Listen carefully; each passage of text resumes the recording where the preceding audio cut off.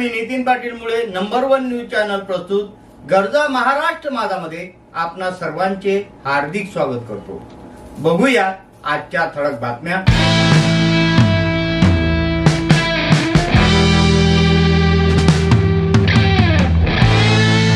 दोन कारची समोरासमोर धडक, चौघांचा मृत्यू, एक गंभीर जखमी।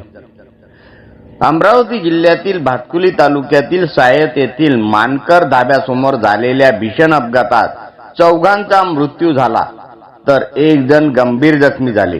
बुधवारी रात्री 10च्या सुमारास हा भीषण अपघात घडला। सायत हे गाव भातकुली ते दर्यापूर मार्गावर असून I-10 व होंडा सिटी या दोन कार भरधाव वेगाने समोरासमोर धडकल्या। या भीषण धडकेमध्ये दोन्ही कारमधील 4 जण मृत्युमुखी पडले।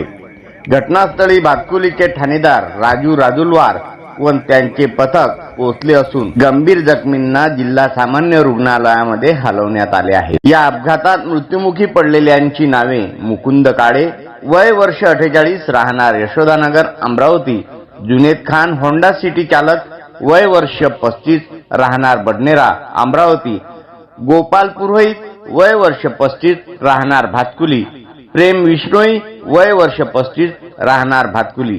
या बातमीचा आढावा घेतलाय आमचे प्रतिनिधी धनराज खरतान यांनी।